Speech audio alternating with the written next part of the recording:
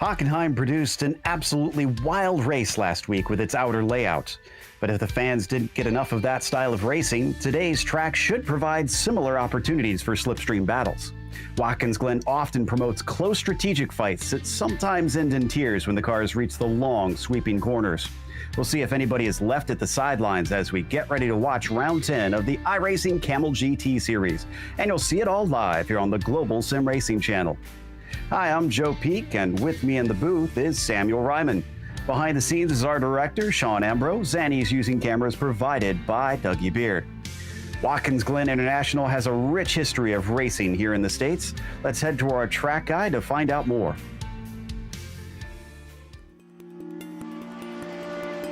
Welcome to Watkins Glen International. Situated in upstate New York, just south of the Finger Lakes, this track has seen it all. Few road circuits can boast hosting Formula One, IndyCar, NASCAR, and IMSA during its history. Though it did have a brief fallow period in the early 80s, thanks to the investment of local companies, it's grown into one of the premier road tracks in the U.S.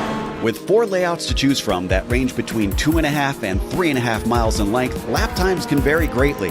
But it also means it's suitable for lots of different levels of racing, from amateur to pro. The one thing that stays consistent no matter which car and which layout you're using is that Watkins Glen means speed. Many of the straights are very long, and the majority of the corners are fast sweepers. Some of them include a surprising amount of banking as well. Combine that with the proximity of the barriers, and this historic circuit retains a very old-school feel. Drivers in lesser-powered cars can expect drafting battles, while higher-powered machinery will test the skill and bravery of their pilots.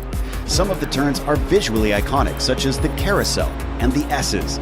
Others, like the inner loop, the chute, and turn 9, greatly challenge even the expertly skilled. And of course, we haven't even mentioned the drastic amount of elevation change drivers experience. Between its rich history and popularity among drivers, this track stays busy and seems likely to be that way for a long, long time.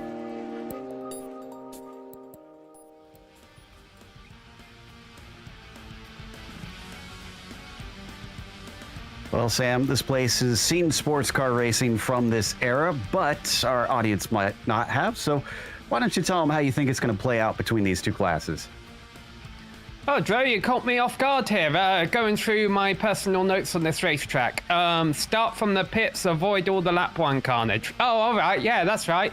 40 cars here, Joe, and it could get very tight on the opening lap. On that run up the hill through the S's, there are walls on both sides. There's no inner loop here, so these drivers are going to be carrying a lot of speed down the end of a back straight into the outer loop, and things could get very entertaining indeed, not only between drivers in their own class, but obviously multi-class traffic could play a factor as well, although there are plenty of passing opportunities around here. So hopefully it shouldn't interfere too much. As you can see by our graphic, we are also running the boot configuration. So these it's a little bit of a trickier circuit than the cup configuration, which kind of get rid of that little boot section you see there at the bottom right of the graphic. So 11 turns, 3.5 miles, 5.5 kilometers around here. A lot of high-speed racing, a lot of danger if anyone messes up in the first corner or on the way up the hill through the S's. And it should be a lot of excitement for a bit of a longer race today. Now, the race also involves a championship, so let's take a look at the points, starting with the prototypes. And up at the top, Gal has been basically running the show for much of the season. He's had at least half of the wins, with 6 of them in only 12 rounds. But the thing is about that, he only needs a 10th in each of the remaining races to be able to clinch the championship. So the bar is very low for him. Hovdal doesn't have much he can do at this stage except try and run as hard as he can. Real fight is between 3rd and 4th, where we've got Sintez Guindo 65 points behind, and a tie between Jungbluth and Mukano. Sean Campbell also closing up very quickly and could likely get involved there. What about the GTO championship here, Sam? Yeah, we'll bring those standings up on screen for you here, and you can see that La Scala has a nice, handy points lead over the battle for second between Reed Miller and Hugh Haycox. Niels Kaur and Albrecht Libenow are quite close there in the battle for fourth and fifth, and of course all of these battles are tightening up because after today's race, there are just 2 races left to go.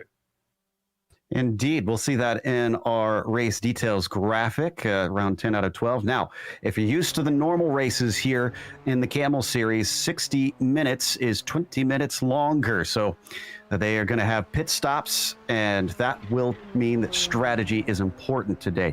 Open setup series, but the drivers are pretty free about how they share that stuff with one another, and there's no fast repair. So if they get any sort of damage, they have to take repairs during that pit stop, or just try and come in on an unscheduled one and bang away at the sheet metal.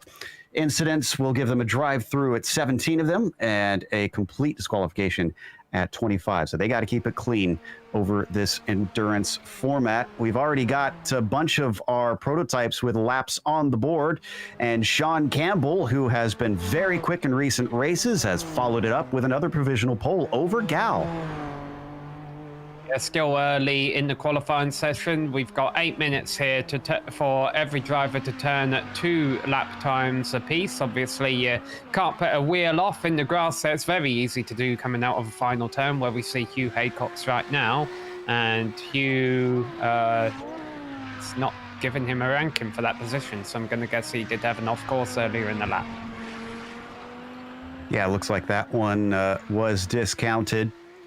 So as we now have Reed Miller, the only person who can mathematically challenge Yuko Leskala. Unfortunately, not even close to him. He is fourth, and it looks like more than a second off of the pole position on that first time round. Sean Campbell's coming to the pits on his second lap, so he's not going to take that second one. A lot of curve for Olsen as we watch him come around, and Alex Gal is not going to complete his second lap either. Hovdal is just wrecked. What is going on with the top of the field right now?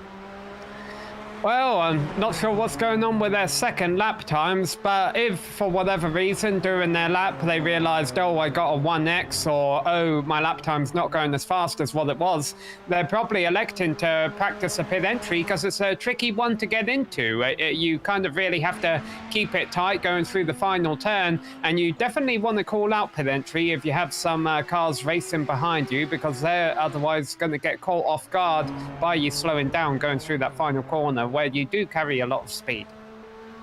Suarez on screen sitting ninth, second lap a little bit quicker, so that bumps him to seventh.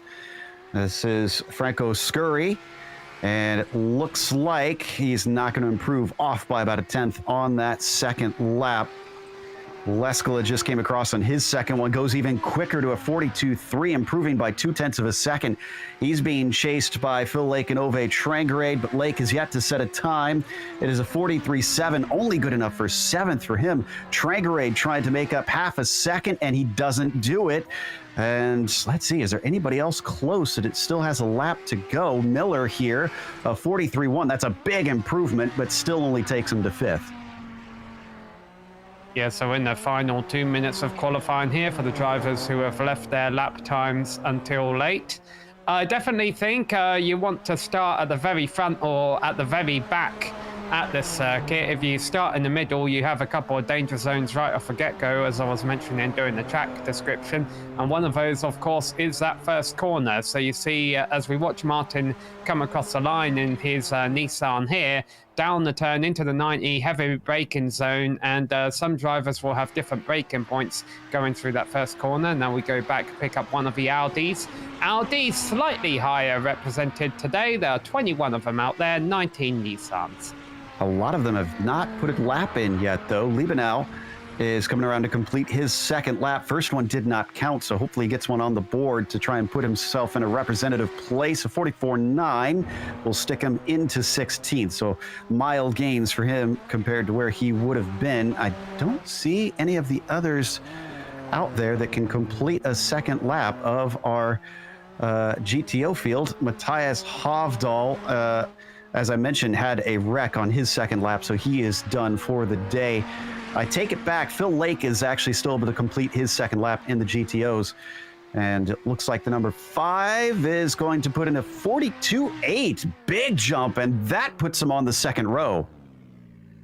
Yeah, and a reminder for our viewers, this is an official iRacing series, so the numbers aren't randomly selected. They are based off of iRating, and this is a single split of 40 cars, so the number 1 car is expected to perform well, and the number 40 car gets a bit of a pass. However, the number 40 car just crossed the line right now. That's Roy Pruitt. He's racing a Nissan, and he put a car behind him, so decent lap by Roy. That's going to be it for our qualifying as it ticks down to 0, which means now we have the opportunity to run through our field for today.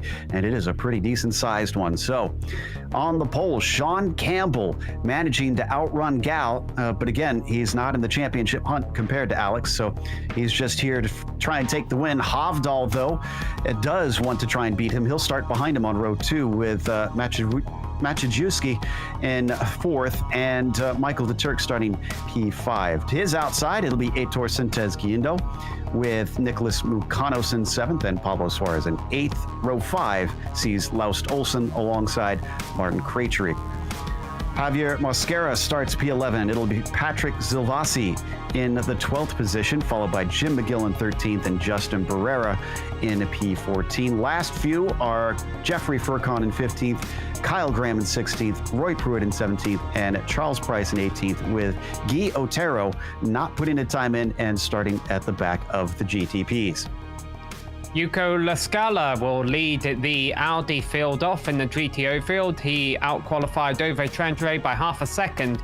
Starting 3rd place in class was meant to be Philip Lake. However, he has just lost the connection, so I'm not sure he'll be able to make a grid. Niels Kaur will be starting from 4th in class ahead of Hugh Haycox. Reed Miller will start from 6th ahead of Brian Shanahan and Ian Haycox. And then Francis Scurry and Andrew Gadrick will round out the top 10 in class. Hami Himmel Smith will roll off from 11th place in class ahead of Michel Dijon, Mika Tupola and Oren Lestin, Hideki Kavisto and Albrecht Libenau, Mark Ole and Mark Ole actually is the last driver who turned a time in qualifying. There are 4 drivers at the back of a GTO field who did not set a time. They are Robert Murphy, Pablo Rengel, Alexander Veldman and Christian Arribas, and my guess is that they're just going to want to start at the back and avoid any kind of trouble in the first corner or on the run up a hill as the field gets rolling. Yep, you can see them getting ready for the pace lap, trying to prep the cars as temperatures actually looking pretty ideal here, Sam. They've got pretty decent temps on the track surface itself, and I'm not seeing a whole lot of wind. Yeah, and I shouldn't imagine tyres where will be too much of a concern here. There are high-speed corners, but even an hour-long race is kind of short, and you know there's a lot of straights in between each turn, so the tyres have a bit of an opportunity to relax before they're needed again. Absolutely, and it is a little bit later in the evening as well. It's just past 6 p.m. virtual standard time here, so we're going to continue to see this sunset with the beautiful golden hues here in New York as we ride on board with Niels Kaur in our GTO class. Phil Lake did not make the grid, and I do not see him reconnected yet. I'm not sure if he'll be able to make it in even in time for the green flag at this rate, to the way things have been going, which is a bit of a shame since he's been so quick lately. With the championships both wrapped up, and this being a track that can allow you to really kind of hang on to faster cars, do you see this being maybe a little bit more aggressive from a few people, Sam? Potentially, now that you bring that up, it's not exactly the track I'd like to see the drivers be aggressive because of 2 reasons. First off, the narrow walls that you get in a lot of places around here, and secondly, the fact that it's a longer race. It's an hour-long race, so you know it is a bit of an endurance race here. But with a 40-car field, it's going to be hard to convince the drivers at the back that they can, that they can take it easy. Even though it's an hour-long race, they've still got a lot of work to do if they want to come out with a good result. Patience is a virtue, especially in multi-class endurance racing. As we watch that prototype field out of the toe of the boot and up among the many crests and dips that run around this circuit. Not talked about as much, but the elevation change at this place is immense. Just doesn't have too many blind corners like you often see in many of the tracks that kind of boast that as one of their qualities. That definitely one of those corners, turn 9. That one always gives me hell, Sam. Yeah, I've kind of learned how to like it, though. I've done so many races here, Joe, that eventually you learn a line or a trick that works for you around here, and when you finally get it down, you feel like a master. You'll have to teach me someday in that case, but in the meantime, we've got to watch this race because Sean Campbell is about to be released by the pace car as the number 4 will have control. There goes the Porsche. Campbell waiting, stacking them up, and the green flag is out. He gets a pretty good jump over second place, Alex Gal, and third is up for grabs as they go 3 wide with Hovdal down to the inside. Looks like Jakob in the middle. He's going to back out of it as Sintez Guindo slips into the 4th position. So far, so good for the prototypes. Let's go to the GTOs. Oh, we had one prototype spin at the back, and he tried to get going in front of a GTO field. The leaders, like the first 4 or so cars, got on by. Oh, and out from second place, hard into the wall. Oh my goodness, what in the world happened to Tragrade there? Just bounced into the wall on the exit, all on his own. Thankfully, nobody touched him as we watch the battle for the lead. Hugh Haycox trying to chase Leskala as we come back to the prototypes now. And Gal has about a 0.4 of a second lead over Sean Campbell. He must have slipstream passed on the backstretch. Yeah, so that was Roy Pruitt that you guys may have seen spinning at the very start line at the back of the Nissan field. And I think there were a couple of GTO drivers who picked up damage there as he tried to win the circuit. Yeah, I see Rangel and Miller who are in the pits as we also see a side-by-side fight for second place. Corin Haycox, little dip to the inside from Hugh. He fancies his chances, gets a little bit of the overlap. Breaks hard down into the corner. Can he actually make this one? No, he's going to go too deep in. Brilliant stuff from Niels Core to just switch it underneath. Yeah, it looked like an aggressive move, but it was well controlled. He just went in a little bit too deep, though, and Niels was able to get him back on the over on the corner exit as they come around to complete their first lap. Prototypes up the hill, and Campbell still in the slipstream of Gal. Now, does he try and fight back? Alex is going to try and break the slipstream, weaving across the course, and they come up to the very swift carousel on nearly 180-degree corner, and not able to try and attack. They are towing along Hovdal as well, and that number 6 car often likes to be trimmed out, so I wonder if that will help him later down the line. So Hugh Haycox has came into the pits after battling for second place at the front of a GTO field. He had a little bit of damage to the front end of his machine, so my guess is he needed to get that repaired. Well, his dad, Ian, is already challenging for third. That's Brian Shanahan in front of him. He pokes his nose out. He doesn't have the overlap, but he's given space. Shanahan wide around the long banked carousel corner. He'll be able to hold a nose ahead, but he's not fully passed. Almost tries to squeeze him off. He does squeeze him off, and just a touch of the grass. Somehow Ian keeps control of it and also keeps Franco Scurry behind him. And behind him, though, Andrew Gaderick, who had been running comfortably in the top 10, overshot the corner and got into the wall. Single car incident. He's gotten going again, but he's got some damage. On board with Franco as they come up to the heel of the boot. Nobody overshooting it amongst these 4. And still staying with Brian Shanahan. You know, you seem to say that you don't expect aggressive moves, but we've seen some really feisty stuff in the first 2 laps. Yeah, well, I think one of the reasons we're seeing it in GTO there is because the top 2 have completely trekked out, and all the drivers 4th on back don't really want them to be running away. We come back to our GTP leaders. Campbell still not within striking range of Gal, but Hovdal has started to reel him in as the trio have been distancing themselves from Sintez Guindo in 4th by about 2.5 seconds. We're on board with Campbell here, trying to catch up to Gal. breaking down into the heel of the boot. So again, you can see just not quite close enough, but maybe he's biding his time. They will catch traffic relatively quickly.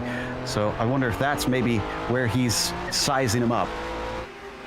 Yeah, the GTO field definitely left a pretty significant gap between themselves and the Nissans at the start. So battle for third place here. Brian Shanahan is maybe about to lose that position to Ian Haycock, seeing in that lime green car who has the inside line, and they're going to go 3 abreast. No thinking better of it. It's a 27 coming through and contact. Brian Shanahan pushed out wide in the black car and almost lost everything. And that driver making the move for 27 was Francis Sturry, and now Shanahan continues to fall back. So he goes from the front of his pack in third down to 6th position.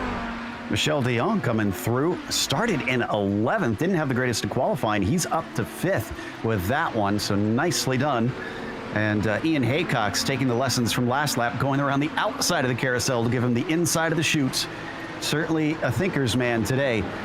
They come back onto the Cup course themselves, but all this fighting amongst them has dropped them far away from Niels Kor, who is up in second by about 3 seconds, and then Yuko Leskala is also checked out and leading by a massive 4 seconds within 4 laps. Yeah, and reported on the opening lap, but there have been a few incidents. I'm seeing drivers a couple of laps downs already. Pabio Rangel, Hideki Kavisto, Reed Miller, and Ove Chandre. And of course, we saw Hugh Haycock's coming to the pits recently too, so that's put him a lap down. So unfortunate start for some drivers, but still got some great racing up here, even if it's not for the lead at the moment. Well, not in PTO anyway. Riding on board with Sintez Guindo for a moment, who's being chased by Jacob in the 11. They're also being followed by Nick Mukanos, up a spot from where he began this race, but still having to get a little bit farther up the course to try and catch them. We have to go right back, though, to this fight that we were watching before. Scurry, de Jong, Shanahan. Yeah, well, de Jong just really got slow out of the outer loop. I don't know if he accidentally put the car in neutral or something, but like the others just blasted by him. Normally at that point in the track, you'd say, oh, he got a slowdown in the inner loop, but there is no inner loop. Yeah, so not cost him. Could have been maybe a missed shift, since sometimes it's easy to do that here. So we ride with the number 30. You mentioned a little bit earlier that the iRating determining the numbers here. I have to admit that Shanahan is punching a little bit above the belt, above his weight class. He's the number 30, and he's running 6th in class.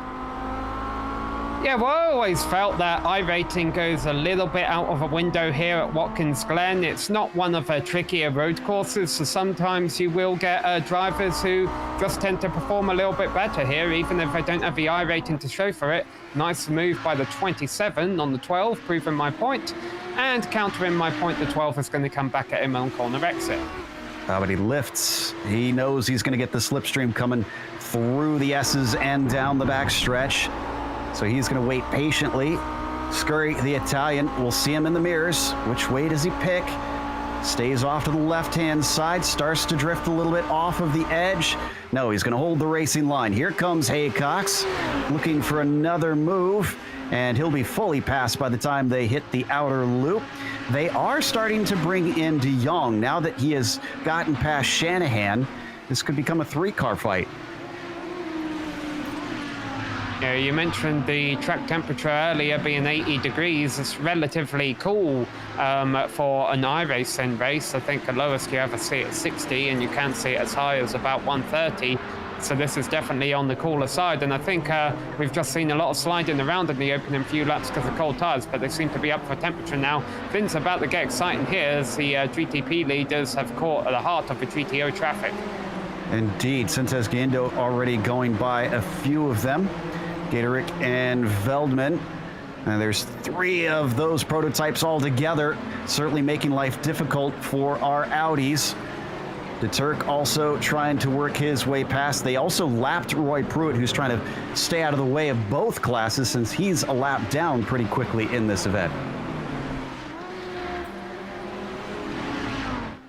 So I'm trying to see how this affects the GTO leaders as well, because that's that battle for third. You see these guys going by right now that we've been following between Ian Haycox and Franco Scurry, and Scurry quite deep in the braking zone. You see him, well, now we ride on board with him. You see he was out on the runoff area, but so far they're able to keep it clean. But unfortunately for the drivers, they got 50 more minutes of this to go on, and all it takes is one small mistake around here for things to get a little bit ugly. Gal going to try and duck to the inside of Niels Core, our second place GTO, and it's not going to give him the buffer he wanted. Campbell also trying to sneak by and just makes it in time. That battle between Haycox and De Jong is getting heavily interrupted by a lot of the prototypes, and that actually hurt De Jong. He seems to have missed a shift or something. Yeah, it's almost like the car's broke down. It's almost like he's coasting in neutral all the way down to the bottom of a hill. Oh, he's finally got going again now. And there we go, same thing for the 23. Oh, and he gets turned. He thought it was clear. That was Hamill Smith, unfortunately. I don't know if he just didn't expect him to come by. I mean, now that I look at it a second time on my screen, it did look a bit like De Jong maybe came across him. We'll maybe check that out a little bit later. But in the meantime, the 23 is still on the chase with Albrecht Liebenau. He may have been a little slow himself, but looks like he's recovered. Sees if he can try and overtake the 19. Oh, kind of got the door shut in his face right there, but this is definitely that part of a circuit where you don't want to catch lap traffic. That the back straight is perfectly fine, but things can get a little bit heavy through those last couple of corners. Yeah, this will probably be a little bit easier for them to deal with.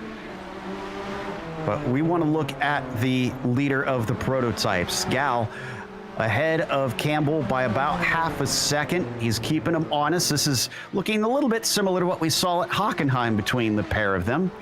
They've also let go of Hovdal. It's about 3 seconds now back to that driver in third. I'm guessing the traffic probably playing a part in that.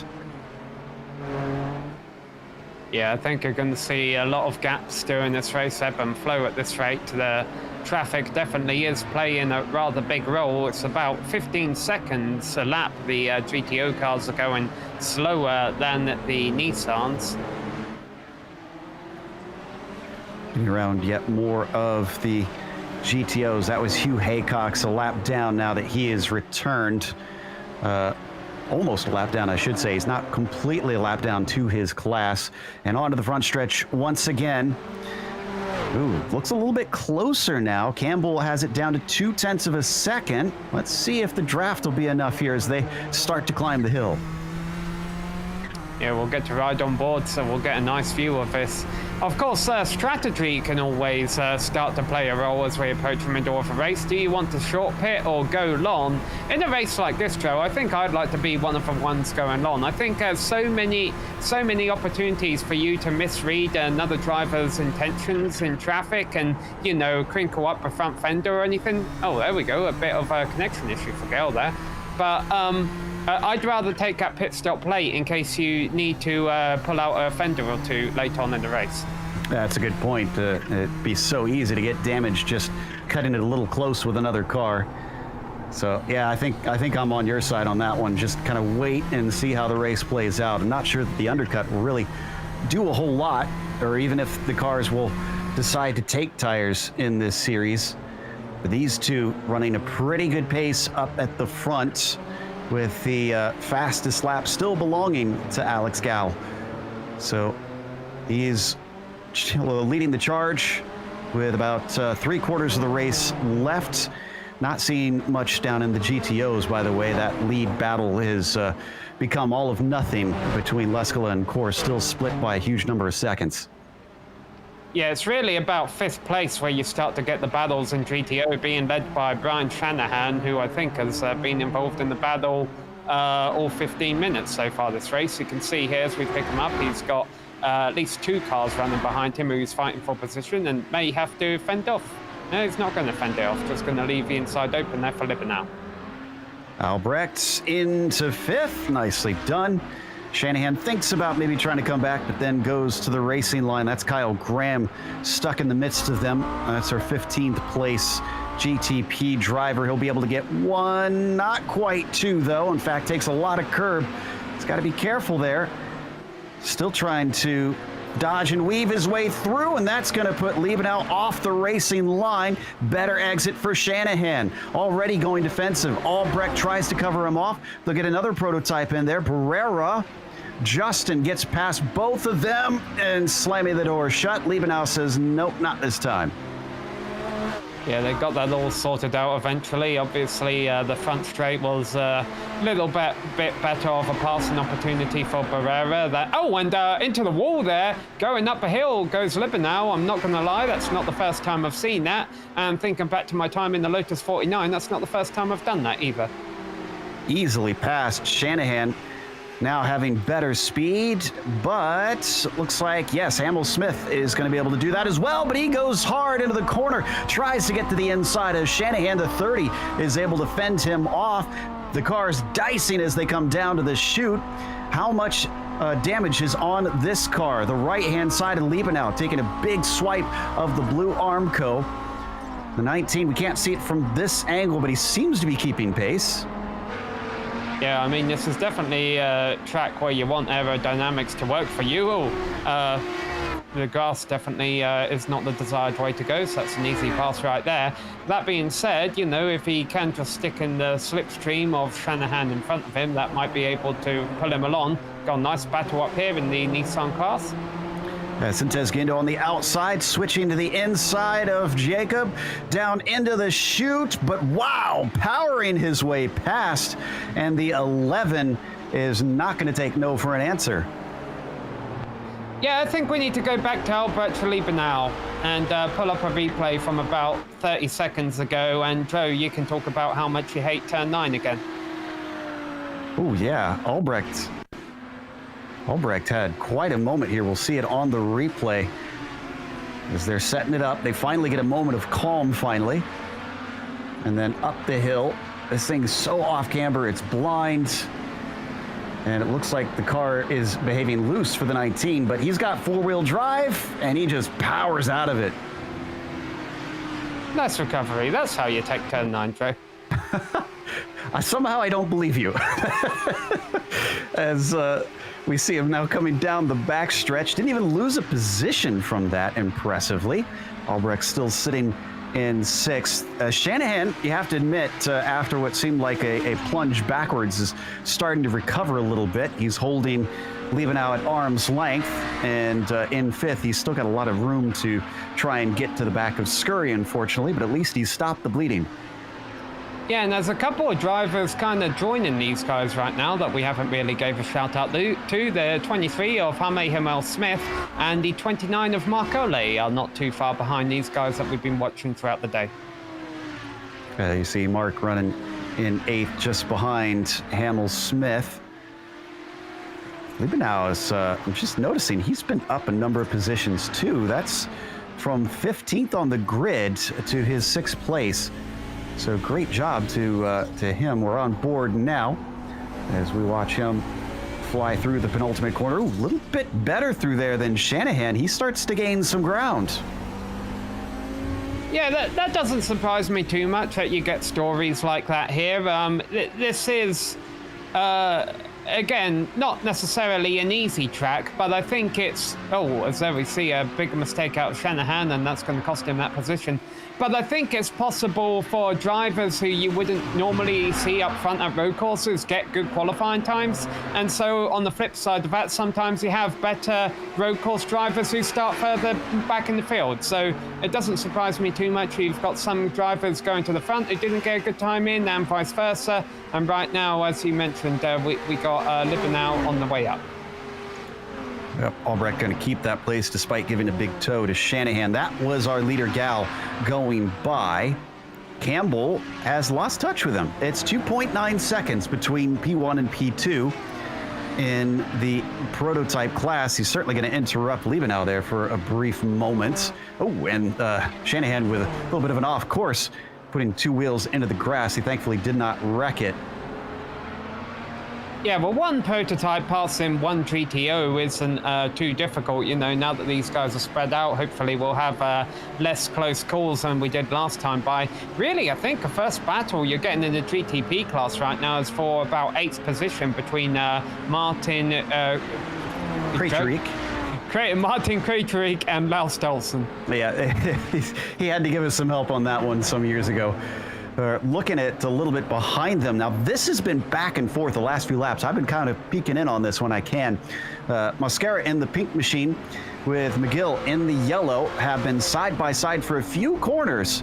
They're not now, but they've also got to deal with Murphy in the GTO. He's going to just stay off to the side, but looks like it's going to be a little strange for McGill through turn 9, off the apex, and he'll have to reel back in that number 20.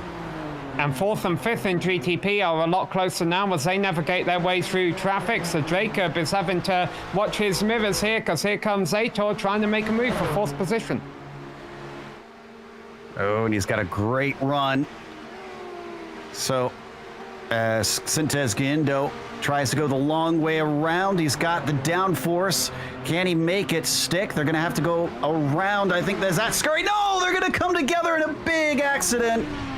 And Jacob is off at the side of the road. Sintez Guindo limping along as Mukanos clears both of them into 4th. Well, it's been a fairly clean race up front in the prototypes for the first 20 minutes. And, oh, they did have a lap GTO there. I think that kind of contributed to that. Believe that was Franco Scurry that was just kind of minding his own business. I'm sure he's glad that that did not swing into him. Oh my goodness, look at the damage on Sintez Guindo. I wouldn't be surprised if he decides now is the lap to pit. Yeah, and I think a window is open. Again, Scurry did nothing wrong there. It was just a matter of fact that they were 3 wide. Oh, we got Libanow in the background there. He had another one of his sideways moments going through turn 9. It wasn't as impressive as last time though. Oh, we got one driver into that's Scurry. That's Franco Scurry. And just as he watched that incident happen, seems like it rattled him enough that he went off. Oh, actually, I think they're going to see Pablo Suarez. Yeah, Suarez will get to the inside of him. Not sure if that affected him or not, but whatever the case, he was off in the grass, and the 27 took a big clobber into the tires.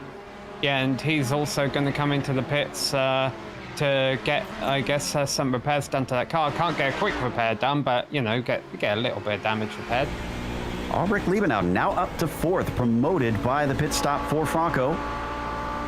The driver from the DH Club.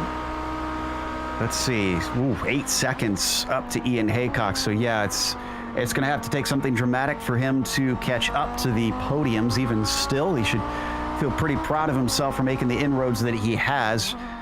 Currently, he's just still holding off Shanahan and Hamill-Smith behind him. Not too far back, each about half a second behind.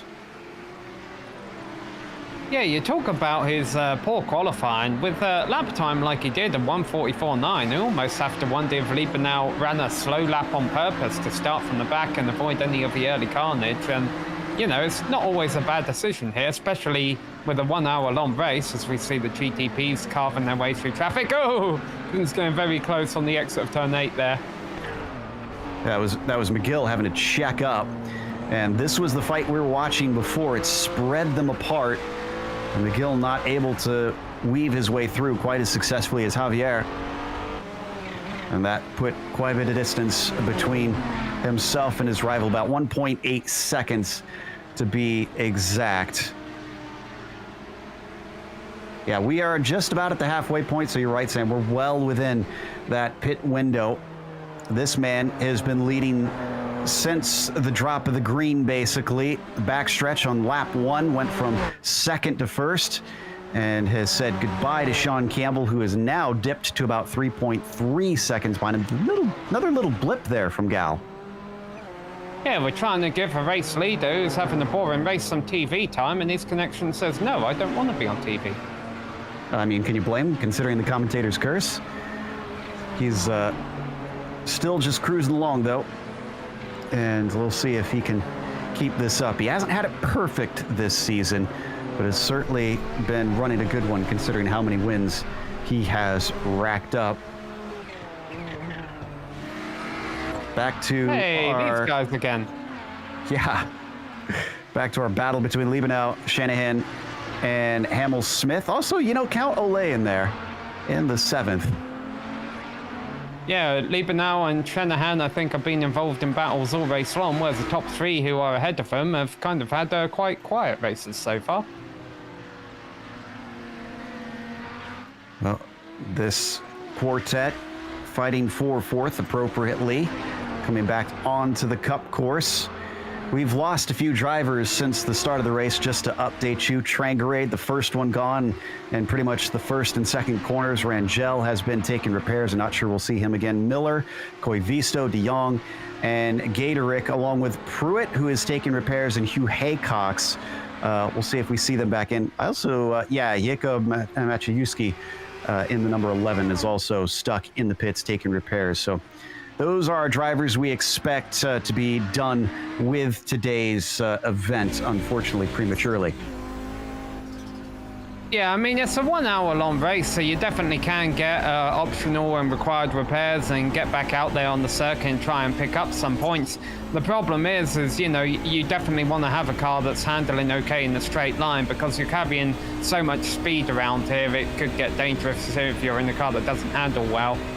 Look at the top speed difference there. That's got to be more than just slipstream. I mean, this is open setup, so maybe he's done something with the rear wind there to try and give himself a little bit more speed than Liebenau. Could be. I do believe you can adjust that on these GTOs. Down through the chute, tucked in nice and tidy down to the apex. They've not dropped Hamel-Smith and Olay either, but it certainly looks like from now the fight is between Shanahan and Liebenau, as they are the closest among these 4. They've got a good bit of distance back to the next one back, which is another driver I think is doing impressively well compared to where we typically see him, Mika Tupola. The Finn has worked his way up to 8th. He qualified 12th, which is pretty good for Mika, and has got himself a top 10 on the cards. Yeah, massive spread in the GTO field there, though. You see, he's 8th in class and over about 3/4 of a minute back of a race leader. But that being said, everyone's quite a far ways back of La Scala. He's really putting on a bit of a clinic here in the GTO field. Yeah, Yuko's been doing that a lot this season and last season, with a 15-second lead over Niels Core. So not looking he'll challenge for that one. So you're still watching the 34 on the screen, giving him a little bit of love down into the first corner once again. We're going to check in on that battle between Shanahan and Liebenau. Well, make that a battle between Brian and Hamel-Smith instead. He seems to have dropped off of the 19, and now Jamie is starting to close in on that rear wing. Yeah, and as long as these drivers can remain in eye contact with one another, this battle's going to continue until the race ends or they slip up, because of course they're going to have more of this, what we're seeing right now, GTP traffic going their way by, and we got the pit stop later, so who knows who's going to be able to pull that off quicker. True, yeah, we do need to pay attention to those when we start to get some scheduled stops, which I think we did with Hovdal just now, because he's been in and out with a 21-second stop as he returns to the track. I'm curious though, Sam, making eye contact, which way do you face when you race? I do not understand the question. You said they can make eye contact with one another. I'm trying to figure out which way you're facing in the cockpit. I can't make eye contact with drivers when I'm facing forward. Well, there's a rear view mirror, you know, it's... True, true. The light bounces off the eyes into the mirror, into someone else's eyes. Okay, hey, I guess that could count. We got someone pitting. Yeah, oh, and that's Campbell. It's our second place driver. So second and third also in. I wonder if this is Sean responding to Hovdal, thinking maybe he can get a little bit of a jump with the pit stop. So the Carolina driver looking for his stall. Gal stays out, and Mukanos is in. Suarez doesn't pit. We're seeing a few. The Flying Lap Media car is going to take tires. Okay, interesting. I didn't see if Hovdal did or did not.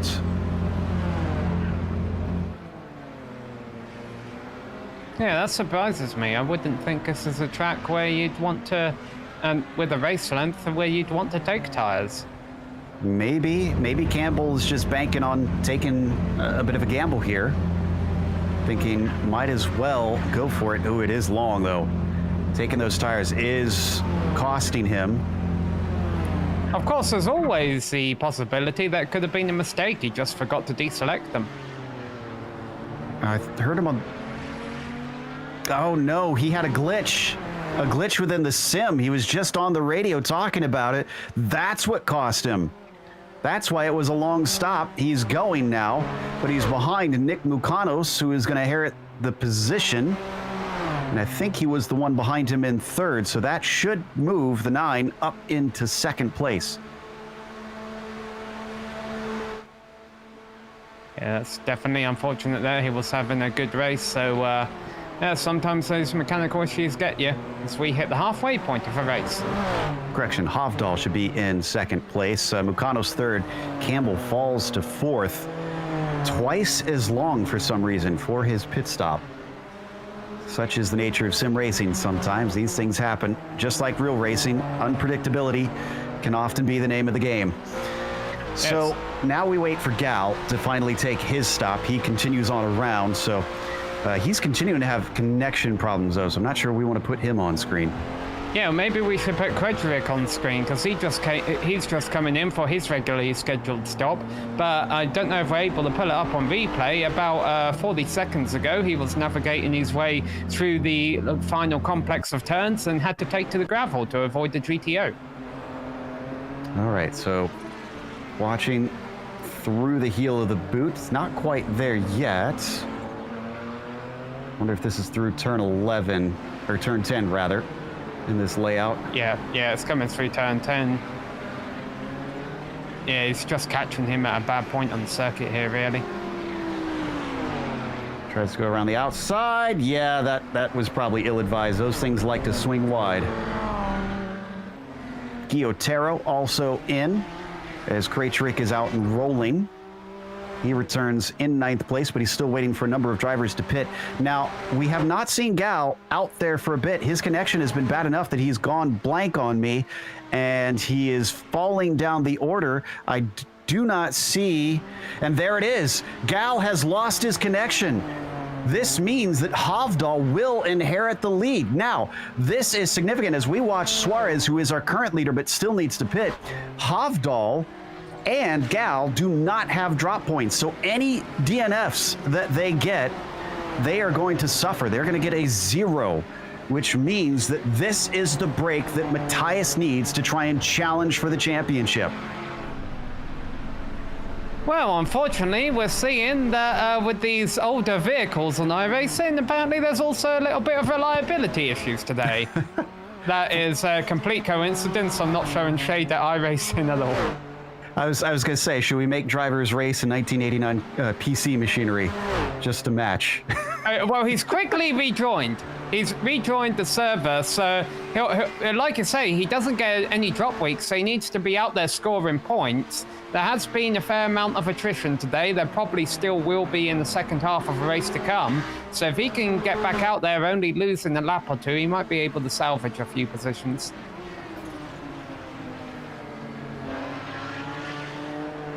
Okay, I was checking to see how far back they score points, and I believe it is down to 20th. Since we have 18 here, no matter where Gal finishes, he will score points as long as he does at least half the race, which I suspect he will try and do. Those could wind up being valuable points. It'll still be a hit, and it will keep the hopes alive for the 6.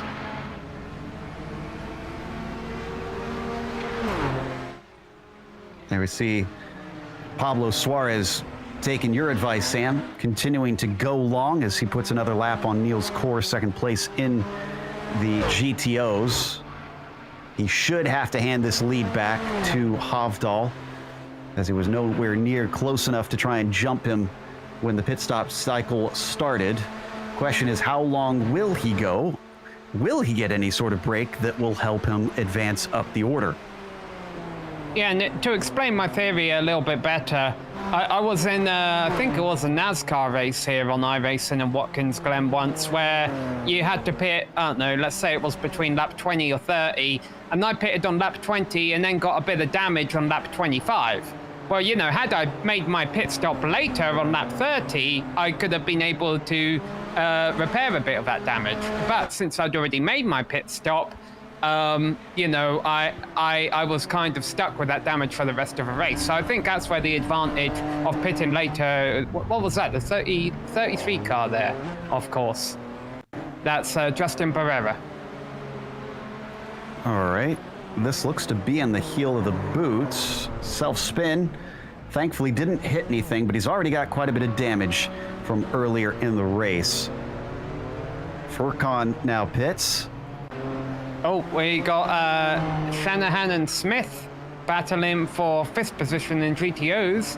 Going down into turn 8. They're working their way through the final complex of turns. All right. And look at that, they're right behind Libba now too, so 3-way battle. It is indeed. So still for 4th place, as ahead of them, Niels Kor pits this time. Will any of the others elect to come in? They're going to be split by Alex Gal back on the track. I guess the one good thing for Gal is that when he came back, he would be able to take his pit stop as soon as his car plops down in. Yeah, and he's only a lap down, and there's 2 other GTPs who are already a lap down, so providing his connection holds up this time, he might be able to pick off a spot or 2.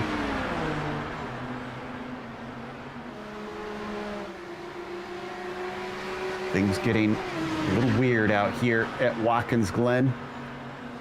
But those who can withstand the unexpected are going to come away with a nice little trophy tonight. So as we also get Tupola pitting on his handy run today. He's going to pit from 8th place, fall down a few spots, but we should see those gained right back as soon as others come in. Is he taking tires when they're up on the track like that? Is that a tire change? Yes, that would be a tire change. I did get some information in the background from a former driver telling us that they do tires and fuel at the same time, so there isn't really any cost to taking them.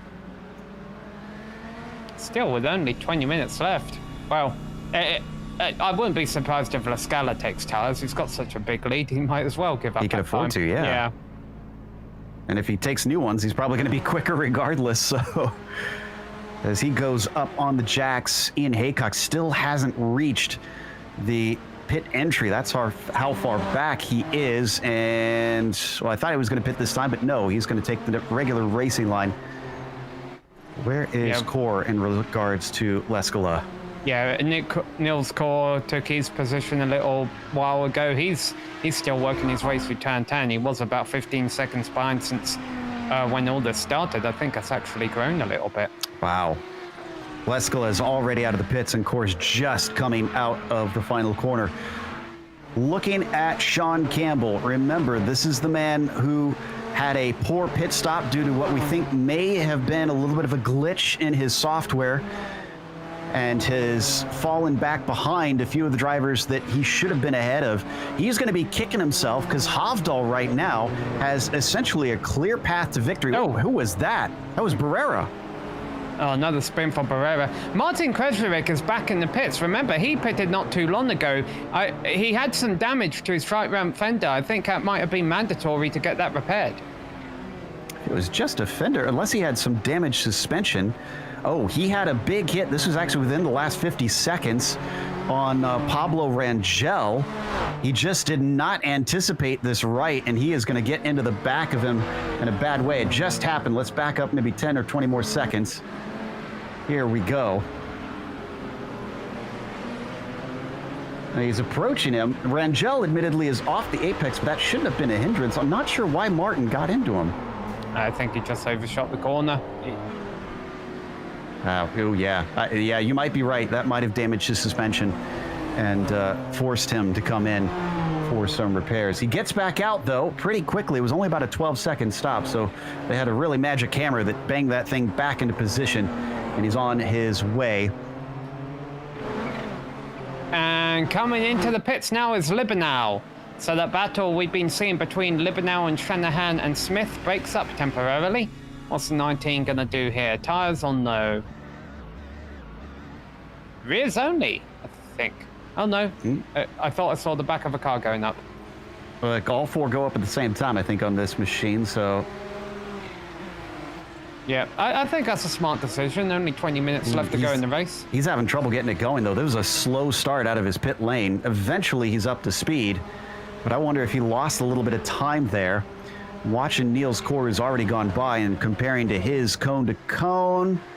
Well, maybe I'm over-dramatizing things, because it looks comparable to him. Shanahan and Kamel Smith are battling for position right now. I'm not sure how wise that is, considering they're kind of in a race against time with Libanow here. They might want to be working together. Yeah, this is for what is now third place, but we expect some of the positions to be handed back, including to Core, who should be able to overtake them. Wide off the beginning of the apex, but squaring it off. Shanahan trying to get himself the biggest launch he can up the hill, across the sole, and this is why, because using the toe, Kamel Smith takes a look at things, but he doesn't quite have enough straight. Yeah, one of these two is going to have to come in this lap, because if they keep battling out there like this, they're just losing out to Libanow in the long run. To his credit, though, Shanahan's not really defending. I almost wonder if it's Kamel Smith who's in a hustle to try and get by, because he thinks he's being held up as he continues to attack. As they come down into the final corner and fending off that inside line. Shanahan does decide to pit in. Kamel Smith does not. He likes his pace. He's going to stay out. Libanow, where is he? He's coming into turn 9 right now. Yeah, so Smith really needs to hot lap out there right now and try and create a gap for himself for when he pits.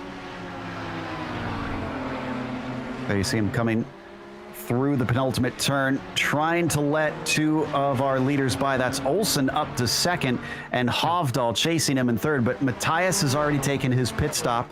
So while that is a battle for position, they are not on the same strategy, so they should not be near each other all the way to the end of the race.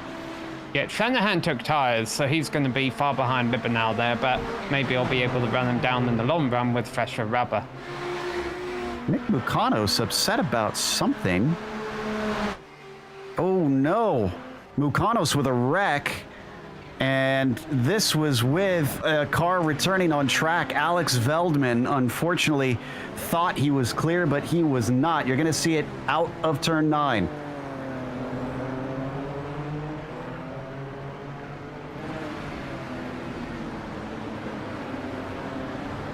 So here we go. Oh, so yeah, there was a GTO parked in the middle of a track there. It's that 32 car.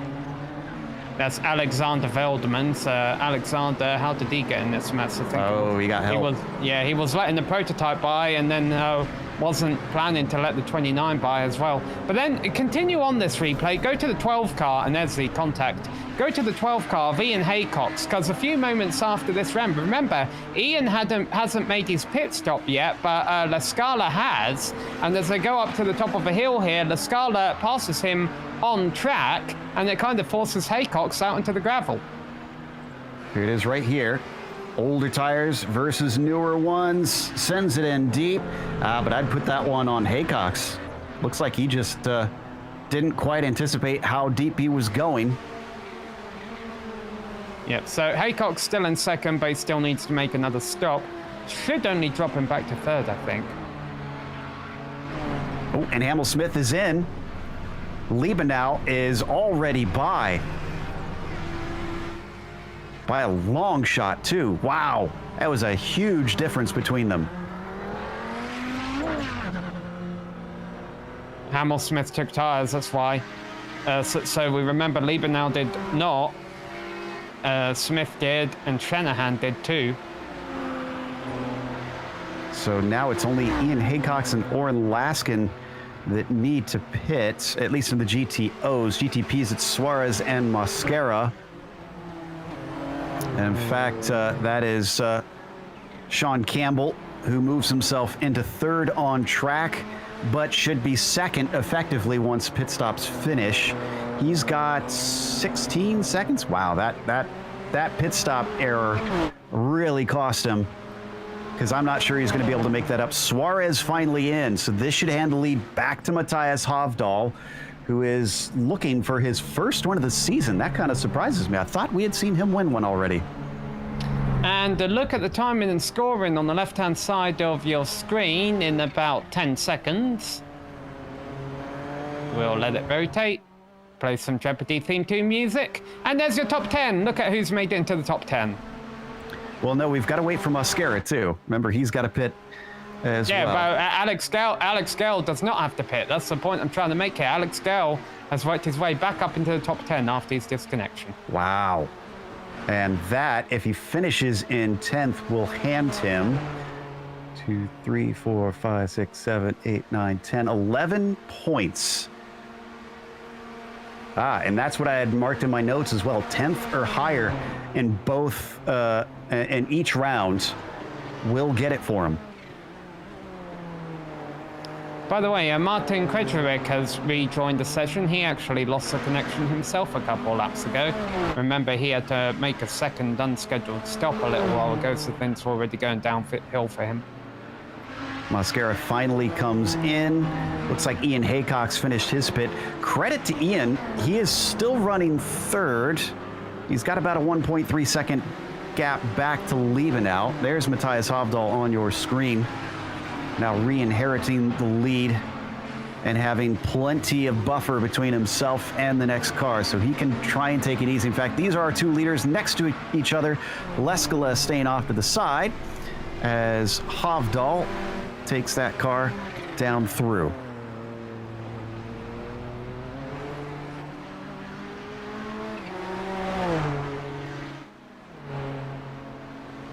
Quarter of the race left to go.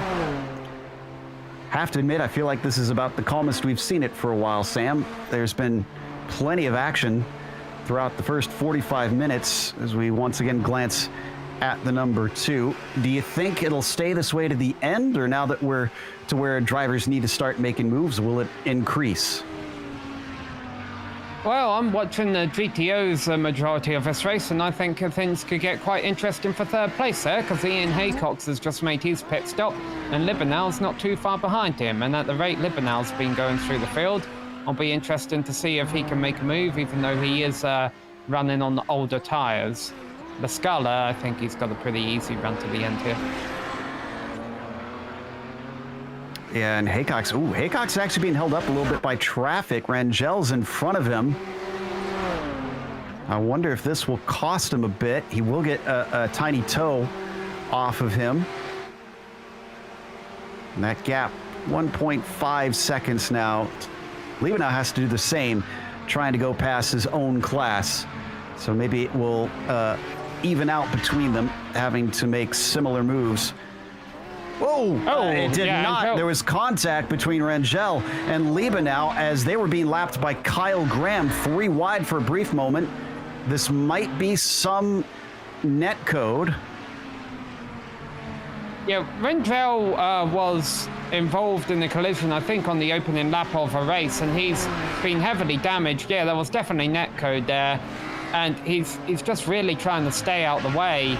Unfortunately, just got a little bit in the way there. It's a tricky thing to do with this multi-class racing going on. Yeah, I don't think Rangel did anything wrong. He was fully off to the left-hand side, so there's not anywhere else he could go. Meanwhile, we're going to look back at the fight that we were watching earlier with Mascara and McGill. Can't seem to get away from one another. This is to determine a top 5 position. That was Martin Krejcirek. They were lapping, who's going in for another pit stop. This will be his 3rd, I think.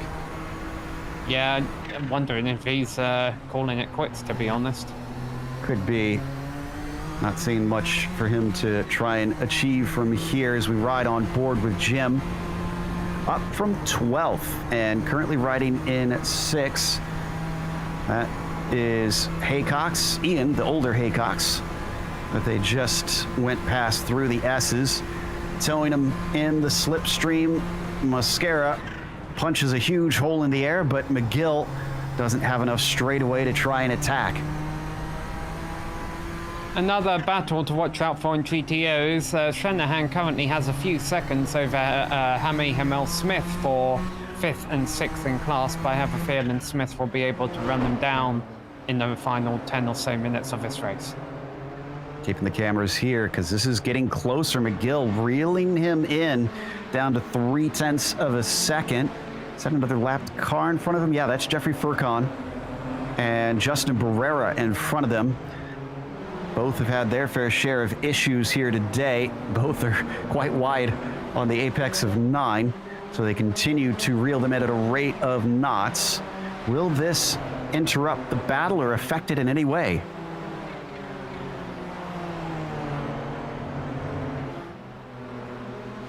Well, with 10 minutes left on the clock, there's still going to be opportunities to pass your rival in lap traffic because these drivers are dealing with it all the time. But that being said, those opportunities are becoming fewer and fewer. You know, there's a limited number of them. He might not have to wait for lap traffic, or he's got a nice run up the hill here. I think he might be able to do it into the outer loop.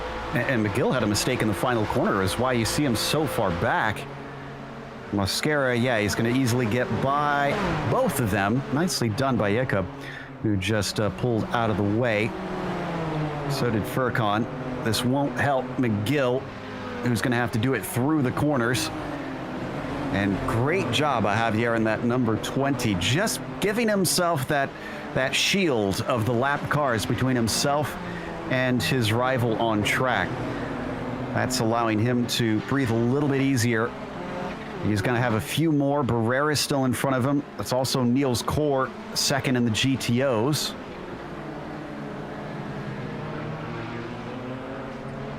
Oh, the tire smoke's down there. We've been seeing a lot of that in recent builds on that Audi. They seem to like to lock up the inside front coming into corners pretty often. Can't tell you if it's affecting them terribly badly. We'll need to see if any of the drivers are noticing a difference, but it looks dramatic. Speaking of dramatic, the beautiful sunset here in Watkins Glen is also lowering the temperatures down to 78 degrees Fahrenheit now on the track surface. That's down about 4 degrees from when I last looked, and I'm sure that'll help them as those tires get older and older. Yeah, it definitely makes somewhat of a difference. 8 minutes left to go, and the fuel's burning off, so of course cars will be handling good in that regard. Jamie Kamel Smith has caught Brian Shanahan a lot faster than I thought he would as they come across the start-finish line this time by his right in his sights. I wouldn't be surprised if we see a change for 5th position going up the hill. Well, let's watch. We're on board with Kamel Smith now. Looking forward at the number 30. They're going to have a small interruption from Sean Campbell, who definitely doesn't want to waste any time in his hopes of maybe catching Halfdahl if he has some issues, but he'll get a nice clear bit of track off to the left side. Kamel Smith was trying to pull the toe off of the prototype, now trying to pull the toe off of Shanahan. It won't be enough, and he will stay put in 6th position. Yeah, let's not forget that this has been going on for these two since before the pit stops. They were running this close when I was saying they needed to be worrying about Libernau. Well, no point in worrying about Libernau now. He's far up the racetrack. You can see timing there on the left side of the screen. He's 7 seconds up the road, 4 seconds back of Ian Haycock, so don't think he's going to be able to run them down because there's just 7 minutes left to go in this race. Still a close battle. Bad shift there for Shanahan. He lost a lot of top end speed. But he still isn't able to pass him, interestingly. Kamel Smith showing some right patience. They've got Suarez up next, who returned in 3rd after his pit stop. Big credit to him from 5th up to here. Or excuse me, from 8th rather, on the grid up to a 3rd place. This is one of the best performances that I can recall from Pablo in quite some time. When the traffic is not really at a convenient time for our GTOs. Suarez and Krejcik both splitting them temporarily. Now, while we've got a break from those two, I wonder, could we potentially go on board with Oren Laskin? He's still running. I want to know if he is lifting and coasting. Is well, we may here we go. Is he trying to make this on a no stop? Wouldn't see the strategic advantage of trying to pull something. Oh, here he goes. Here he goes. Oh, here he goes into the pits. And as he does that, Smith is taking a move down the taking a look down the inside into the outer loop of Shanahan. Ooh. Manages to get wheel to wheel. Better exit as well. As they sideswipe down into the corner, trying to hold on to it as it slides. Shanahan manages to keep it together just as they get lapped by the Turk, or almost lapped. The Turk is having to take a bit of an awkward line around them, staying defensive. Shanahan now brings the aggression to Kamel Smith. Yeah, the Turk was saying, okay, guys, can you let me by and then sort out your differences? Yeah, but I wonder how long, if it hasn't already, I wonder how long until this battle gets personal, because these two have had a few interesting battles today. Wow, nearly squeezed him off the track. I think he did still give him a car's width, but it looked like there was contact between them in the process. Dropping back a bit, the 23, maybe trying to regroup. And it seems like the run up the hill through the S's is the way to go. Let's see if he tries that trick again, if he can get a good enough run off the 90.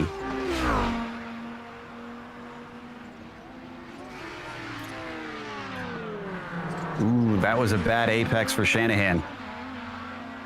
Yeah, so keeping an eye on this as they come up the hill once again. One of the best passing opportunities on the circuit. There's a few around here, but especially with the absence of the inner loop, he can try and get a nice slipstream and potentially make a move down the inside. And here we go. He's gonna try. Shanahan's gonna try and go defensive. See if they go side by side into the other loop. No, Shanahan's gonna be able to hold on for now. Ooh. Brian looked a little unsteady under braking into the corner, and now he's not looking quick off of it. He leaves the door open, but Kamel Smith wasn't close enough. Oh, he's still off to the side, though. Yeah, Shanahan overdrove that. They might have to make way for the faster GTP car here, though. Sort things out in a moment. And yeah, I think that's going to break their battle up temporarily. Whoa! I want to cut away to put the spotlight on the car, but you never know if this battle's... No, I think we got 20 seconds here. All right, let's go to Trim McGill, driver of a number 15 GTP car, running in 9th place. And look at the front end of his car. It doesn't look as pretty as it did earlier. That's because he put it in the wall a couple of laps ago, exiting turn 10. So he's got to try and limp that around to the finish line. Oh, that is a shame for him, as he was having such a great day up till then. So where does that put him down to? 9th place. He was fighting for 5th earlier on.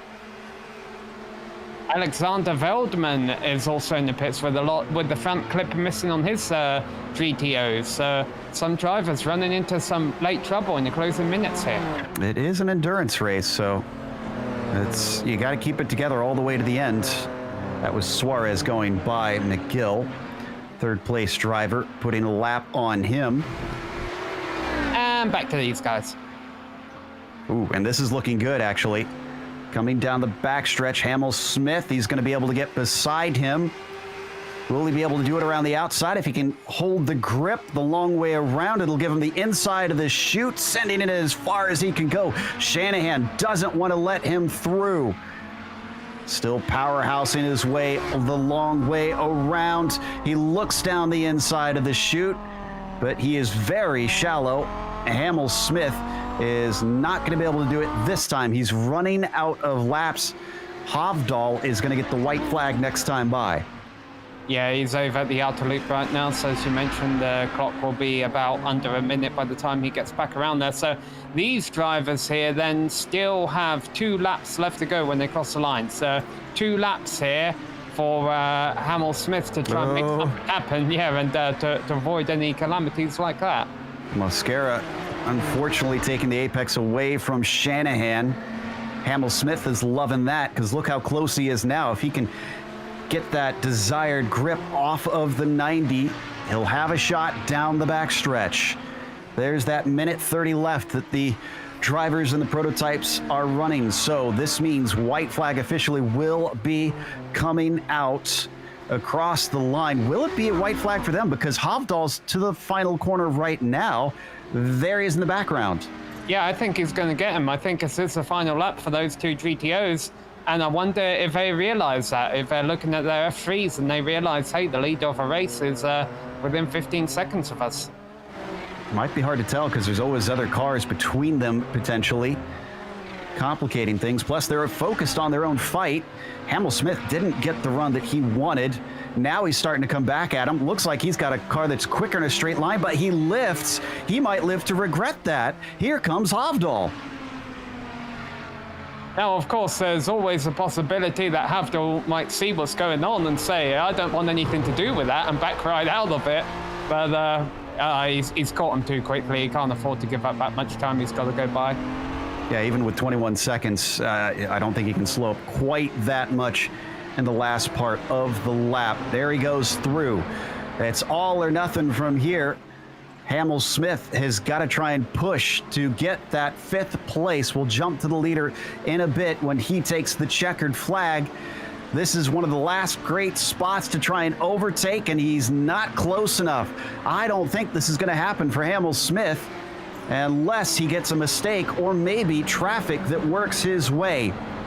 Neither of those two GTPs are racing for position, so maybe they're willing to stay behind, although they're going 6th place there, flashing his headlights. And yeah, we gotta go to Hovdal because he's out of the final corner. The number 6 takes the win, and the prototypes behind him battling for 5th. It looks like Shanahan is gonna beat out Hamel Smith, but what about Yuko Leskola? And Alex Dale got 6th place. I mentioned that Guillaume de Otero, that he could afford to back up. He couldn't. He had to slow down for that battle for 5th in GTOs and lost that 6th place position to Alex Dale. So we'll get a replay of that at the end, but here comes your GTO winner. Yuko Leskola all but wraps things up here. This might be it for his championship, sealed up. Yuko Leskola with his 7th win of the season, 8th win of the season even. Let's take a replay. Talk us through this. I missed this. So Guilherme Del Tero, yeah, there he is. He was running 6th place. The lapped GTP in front of him was trying to be courteous to the battle for 5th. So you see, there's a GTP in between himself and the GTO battle that we've been following. The 3rd car in line says, okay, I'm just going to let these guys sort it out. And I think there was a little bit of miscommunication there that held Guilherme up enough that cost him 6th position at the line to Alex Gale, who's able to get just a couple more points. Wow, the savviness of Gal to know that he had to push through that to get that position and be able to pull it off. But we're going to take a quick break here. We'll come back with the unofficial results as well as driver interviews, so stick around.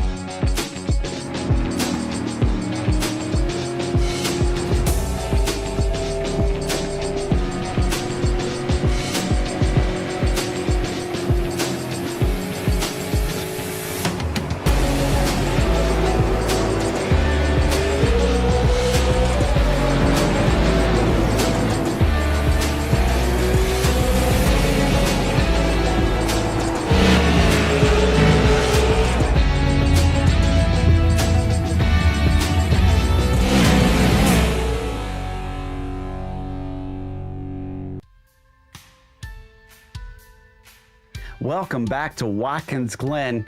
It was a championship affecting day here in New York, especially for Matthias Hovdal, who took the victory with a shocker for Alex Gal, who is still in the hunt but sees it close down somewhat. We'll get to him in a second. Sean Campbell, unfortunately, out of his control on whether he won or not, because he was running a great race up until his pit stop. Something happened with that, and we're still not sure what exactly, but he had a long one, and he finished second because of it. Pablo Suarez gains himself 5 positions to take a podium today.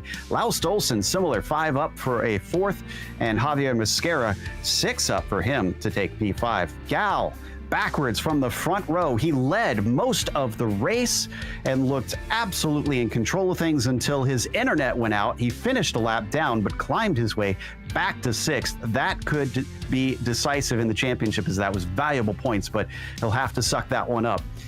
Guy Otero finished 7th with Patrick Silvazzi in 8th, as Michael DeTurk was 9th and Jim McGill was 10th.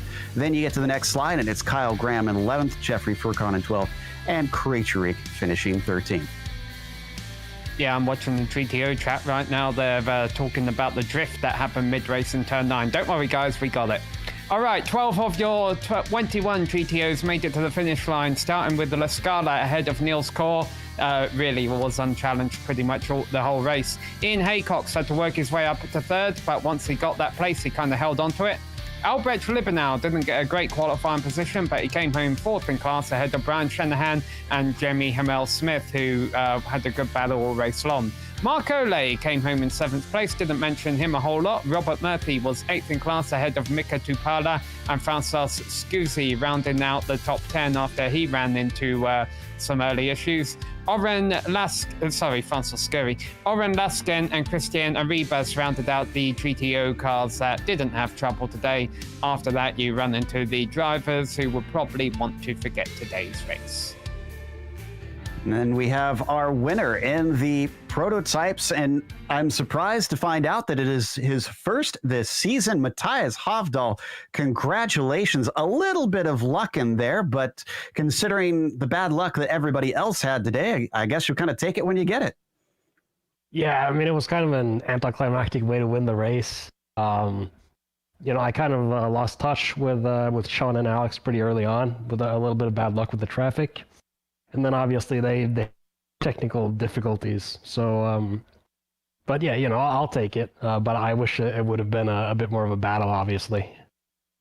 Now, you'll run down Gal by 10 points since neither of you have drop points, and that will still keep you in the hunt mathematically with these final 2 rounds. It's still going to be quite a long shot.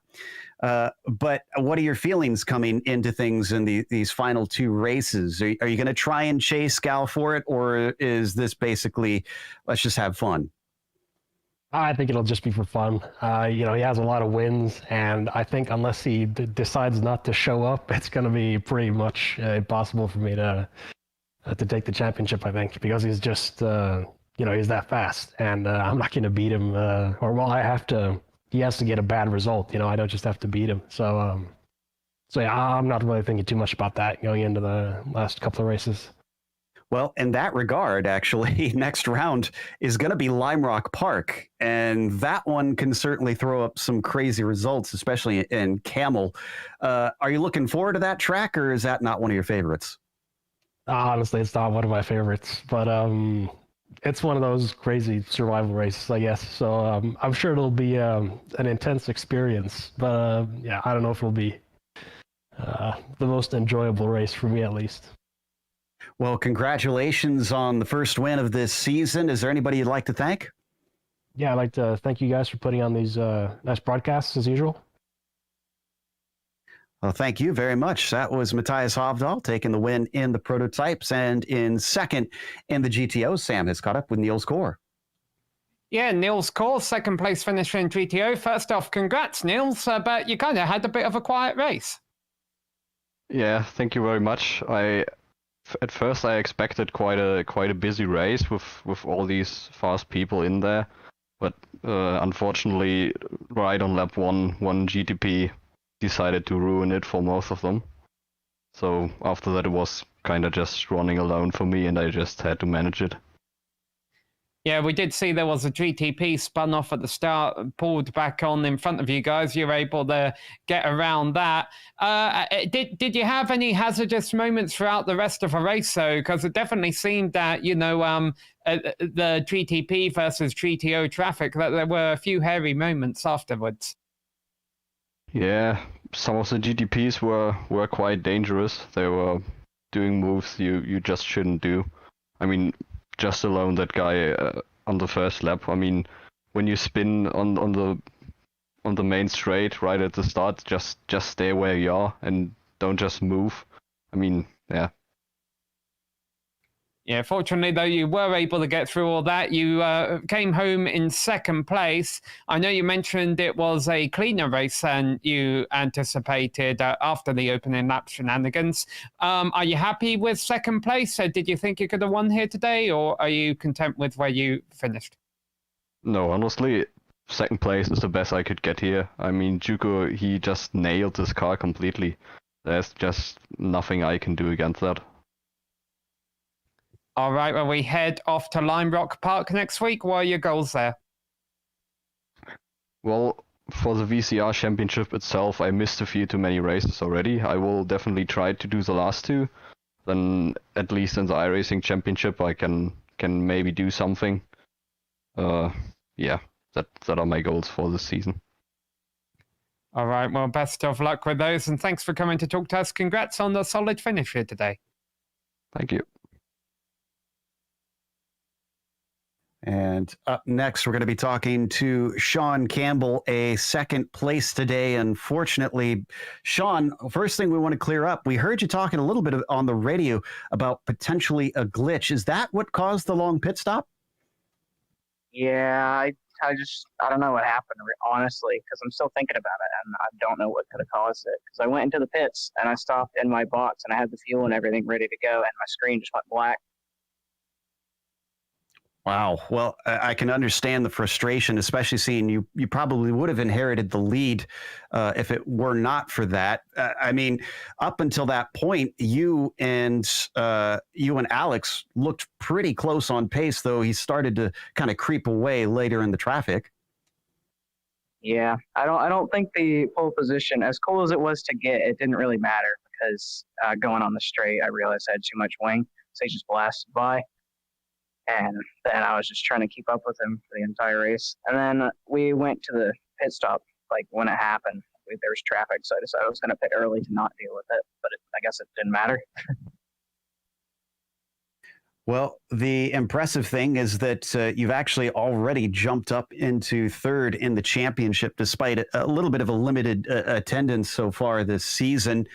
The remaining two rounds are going to be a little bit chaotic, especially at Lime Rock Park. How do you anticipate things going there for you? Chaotic, in one word. But I think it'll be really fun as long as we can keep it clean. But traffic, it's going to be very luck dependent because Hockenheim was pretty bad for traffic because there was a lot of it. But I have a feeling whoever gets to the traffic in the lead is probably going to have a major advantage. You and Alex have had some amazing battles since you showed up. Do you think this is going to happen next season as well? Do you plan on sticking around? I do plan on sticking around, and hopefully Alex does too, because we've had some really good stuff go on so far. Well, we definitely want you to, because we love watching these on screen. Congratulations on a podium nonetheless. Is there anybody you'd like to thank? I don't know. Thanks to Alex, I guess, because he made the setup. It was like the one for twin ring, no tagging, and then just modified it a bit. And I guess that's it. I was Sean Campbell with the second place here today. Sam's caught up with third in the GTOs, Ian Haycox. Yeah, hi, Ian. Second half of a race looked quite quiet for you, but you had your work cut out for you in the opening lap. So you want to talk us through it? Oh, yeah, I don't know what happened. I think I ducked before I even started the start-finish straight because a Nissan went over the top of me. And then it was a bit hairy for a couple of laps, but it sorted itself out. And really from then on, it was just like, whoa, I'm kind of lying third or fourth or something and just keep my nose clean, really. Yeah, as you mentioned, you started, a few rows back in the field. What were your goals through the opening few laps and through the race? Were your eyes set on the podium? Oh no, not at all. No, I kind of was planning on 7th or 8th, something like that. But I think we lost Phil before the start, and then Reed and Ove and Hugh all kind of got involved in stuff that I didn't really see, and I just sort of lucked into it really, and I thought I'd just pop in and say hi because I'm delighted with third, which is a nice surprise. Well, we appreciate you popping in and saying hi, but you can't be overly surprised, though. This is your second podium in a row. You've got a nice little bit of momentum going here. Oh, is it? Oh, okay. Oh, I've lost track. Yeah, it'd be a nice little boost for the championship, but I don't see myself featuring in the top 5. But a bit of luck, maybe I will with some drop weeks. It was good racing. Yeah, I enjoyed it. It's a bit hairy at times, but it's fun. Yeah, how was the car handling throughout the race, tyre-wise and all that? Because we did see a bit of strategy come into play during the middle of the race. It wasn't too bad, really. I was just trying to keep it clean, and I was going to pit as late as possible. So I was actually leading for a while, but it was sort of, a false lead really, because Yuko was Niels was a pit stop ahead, and I let Yuko by and missed a braking point, which was stupid, which nearly threw third away. But really, it was just keep the car on the track and not make any mistakes and keep out of the way of any traffic, really.